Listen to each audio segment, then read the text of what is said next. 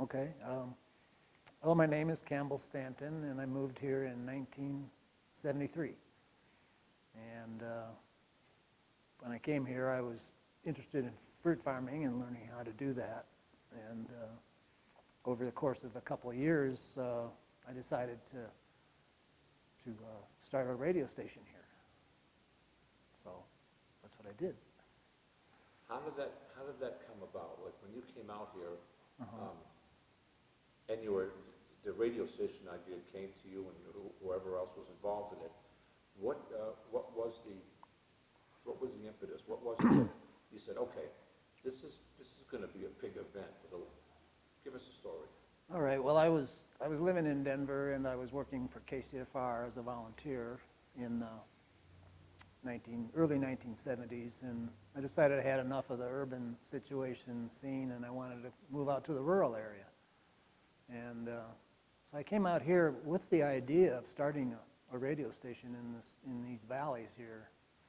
And initially it was for Delta and Montrose, but life's currents took me elsewhere. And so it wasn't until '77 when I moved back. Well, actually I moved back in 1975, and in 1977 I started all the paperwork for a radio station based here in Paonia. And let's see what else is exciting about that. Okay, go ahead. Well, when I moved here, it was pretty obvious there was nothing much to listen to.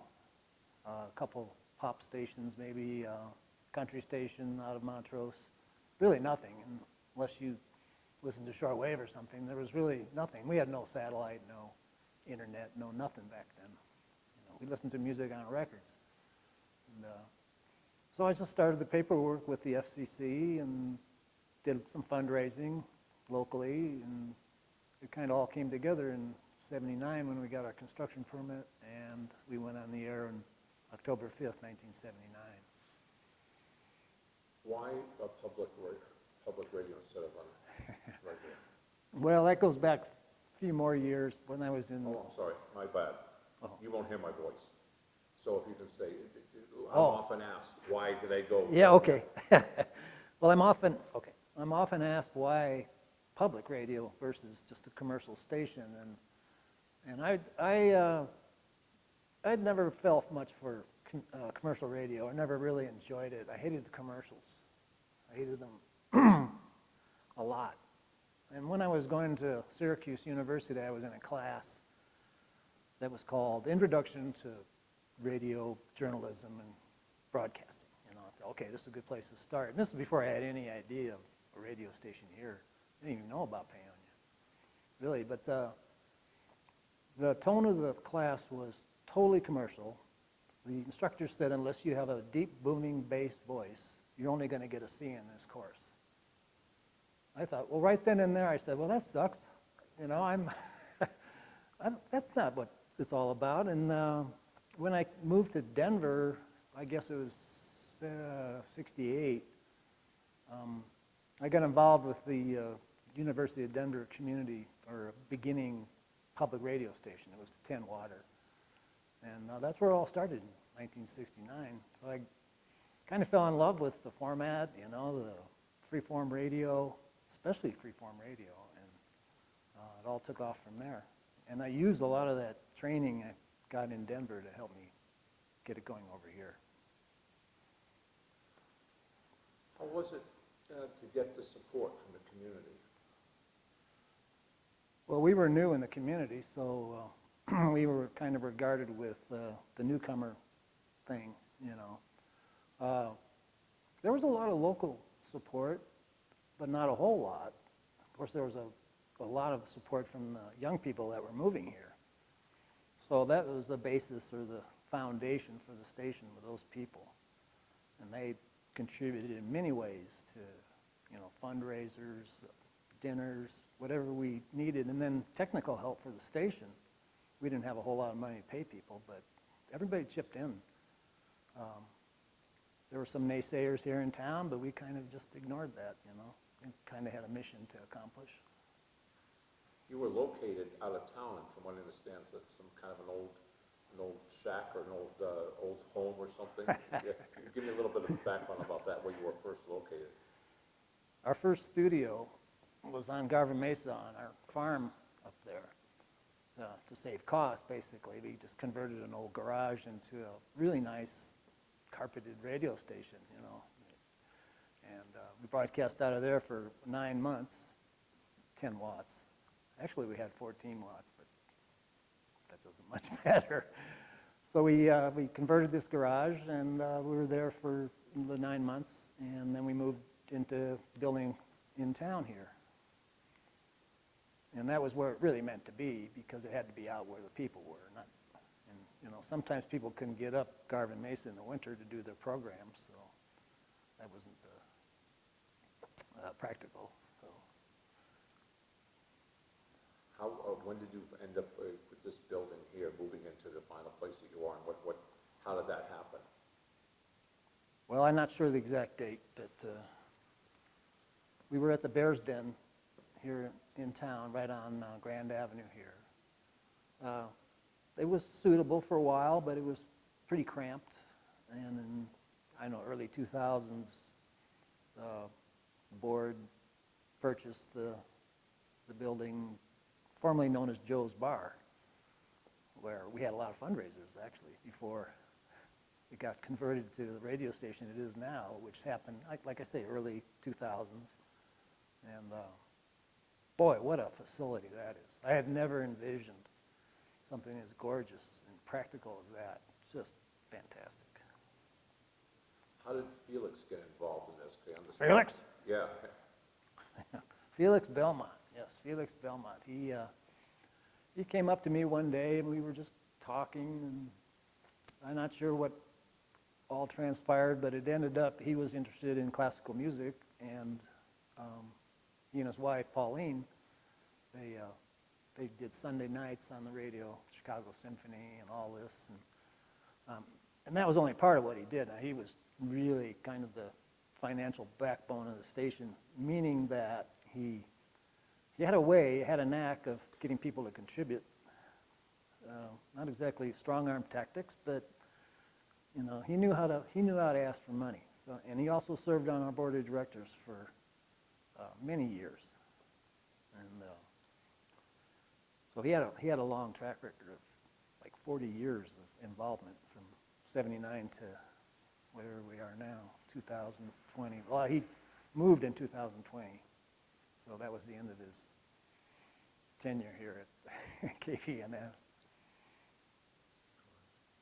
One of the things that I find fascinating when I go to the station, from an outsider, is the amount of music that you have on the walls and in the back. A library of. Can you just give us a little bit of a background on how you accumulated that much? I mean, you've got CDs and you've got LPs. It's phenomenal. How did you accumulate? We accumulated our music through our music director, Patrick Webb, at the time, in late 70s, and simply requested free copies from the labels that were putting this music out. Sometimes he was successful and sometimes he wasn't, but enough of these labels were new enough that they wanted to get their message out and their music out too. So it just started a flow that never stopped. It's incredible. After Patrick moved on to something else, I believe Denise Dodge took over for a while as music director. And we were still in the record era, and maybe a cassette tape occasionally. No. When, you can edit this out, when, can't remember her name, when Candy Panetta replaced Denise, she took off with it and has never looked back. She's still the music director, I guess you'd call that, or what do you call those people?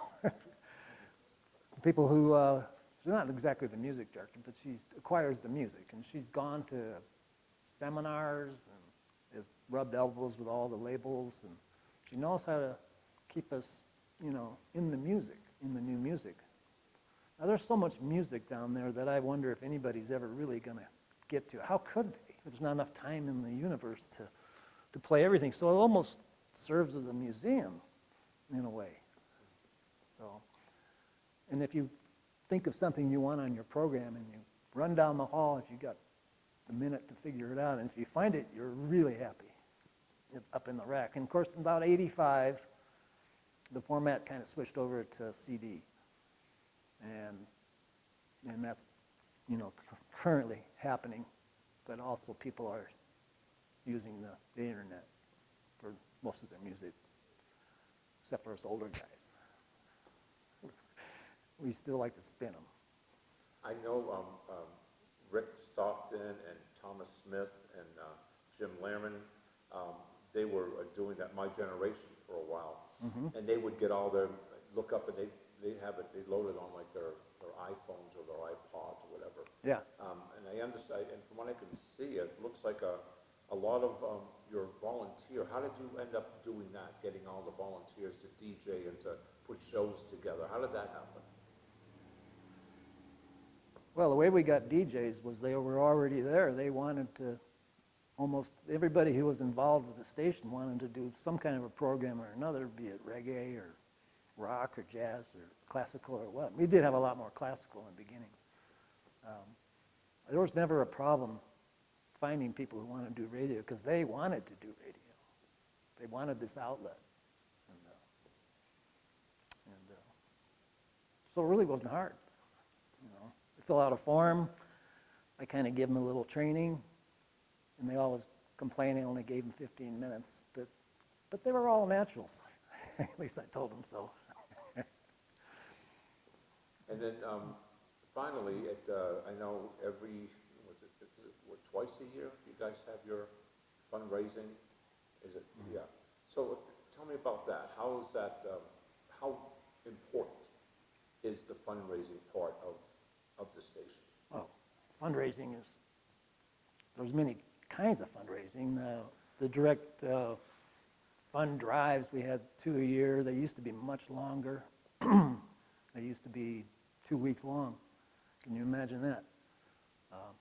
They're all shortened to a week now, which is better. It's a necessary evil, in a way. You got to do it, but it also brings a lot of people together. And not just their money to help out the station, but they come down and help out, bring food, answer phones. There's lots to do. What I find fascinating is that during the fundraising particularly, two things. Number one, because of the creation of the cards that you have, you can put like a revolve once a month. They take out 10, 15, 20 bucks out of your account. Mm-hmm. That probably made a big difference for you guys. But I also I'm fascinated how you get calls, because I volunteer down there when they're on the phones, mm-hmm. and there are people from all over the world who are calling in and making donations. I mean, people. Mm-hmm. I'm over in Spain. I'm listening to you guys right now. So how did that come about? Making it such a big. It's beloved. The station's beloved. Oh, I don't know. People who had moved away from here, relocated somewhere, they still wanted a connection. God, I lost my thought there. Well, maybe you can just comment on the fact that why you think KVNF is so beloved in this community. Because it really is quite something. It's down home. It's really down home. It's community. It's where people become involved, get to meet each other. There's so many good things about being involved in the station, and one of them is for people who do programs is, they come in kind of shy, and a little bit nervous. I was that way, and but they learn confidence. They learn how to public speak. There's all kinds of benefits that came out of that for the hundreds of programmers that have gone through, being on the air here. Pretty amazing. It is. Is there anything that I didn't ask you? Is there something you think that people should know that we haven't talked about? Well, on the last question or two you asked, how does it that people from Spain can listen to us? And I wanted to talk a little bit about what the internet has done. Just because we can stream, we're on there 24 hours a day around the world. If someone wants to listen to it, or us and lots of other stations too, but we're available on the internet, and I think that makes it really cool when you're out there in Tokyo or say, I want to make a pledge, and you call in, become a sustaining member. It really makes our day down there for sure. I know when I'm working in my studio, I'll put you guys on my internet, on my computer, and have you running in the background. It's wonderful. Yeah, it means a lot of different things to a lot of people. I think it's a good thing. So you look back on this and think, I did a good thing, huh? Well, I try not to say that to myself, but I feel good about where it's at. 40 years ago, I would have never thought, we'd be sitting here recording this conversation. I never thought it would be, I'm not going to say it's big, but just, I love the way it's run. It's very professional, and I love to listen to the programmers, and it's very much one-on-one, which is something I always wanted it to be, is a one-on-one communication with the listener. You don't have to have a big, loud, booming voice. And you don't have to have that deep, booming bass voice, he said. He said bass voice. I said, well, I'm out of here. But I had no time, no inclination at that time that I would end up, coming out here and starting a station. It was just what was happening at that time, and it did turn me to public radio, which was just a fledgling creature back then, in the 60s. There was public stations, but there was not many. They're mostly university kind of things. So. Anything else? That's it. You nailed it.